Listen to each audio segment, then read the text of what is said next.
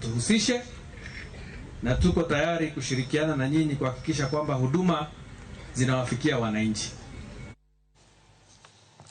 Wadhinyimene Jakom duol mar ng'iyo tije obila ma iluongo ni National Police Service Commission Eliud Kinudhia golo lipot ewi okenge ma oseketi ka obila kaluwore koda ywaruok ma oseneno e kind duol mar NPS kod inspekta maduong' mar obila ma pacho ka ewi weche mag medo obila lemo tijegi. Owinjane kaka chenro ni dhi nyime nyaka Ramogi.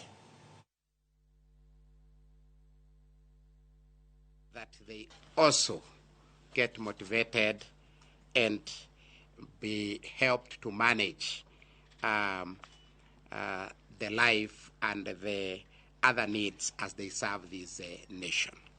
As you recall, we read this from a very clear background, and I would like to just refresh your memory that the current government, the Kenya Kwanza government administration, came in and had a number of pledges that they pledged to fulfill to the citizens of Kenya, including among them the police officers. And true to this commitment, the government has demonstrated that within 1 year and moving on, there is early indication that we are on the right track. I want to tell you from the normal government policy practice and what the Constitution has mandated us to do. In every 4 years cycle, there is a review of police salary for all public servants, of which police officers are among them. And on top of that, various sectors in the public service have various unique circumstances and needs. Some of them are historical, some of them are associated with the nature of work and the changing operating environment for our police officers, including the nature of security threats and the nature of work that they deal with. And on this, the government moved on to collect a number of issues that are affecting officers, and saw it wise to establish a national task force on police reform, chaired by Chief Justice Emeritus Chief Justice David Kenani Maraga, who and his members of the task force are still in office and are toward their end of concluding their report.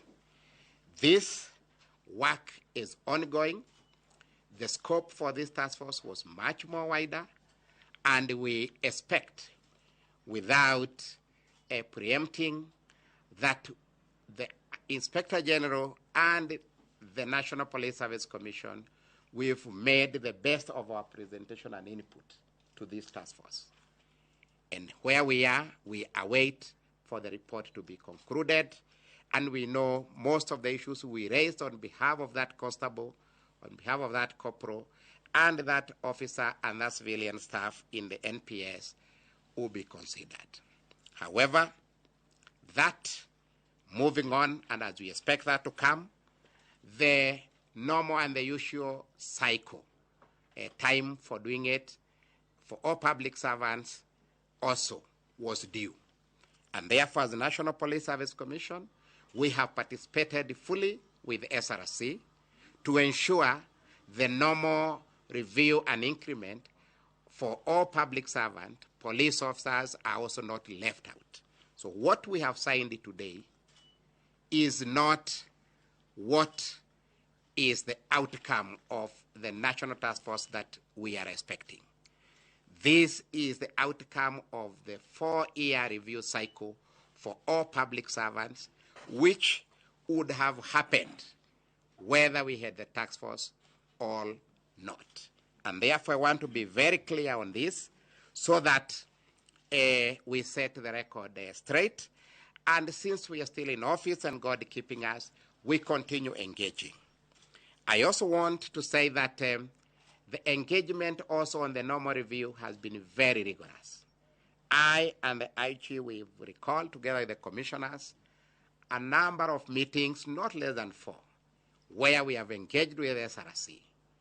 And in this kind of engagement, we are colleagues in government, they are state officers like us, but in negotiation, everyone pulls a side.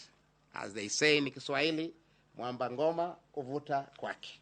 So when we have appeared there with the Inspector General, we have remained clear, together with the commissioners, that our mission, our focus is the police officers and the best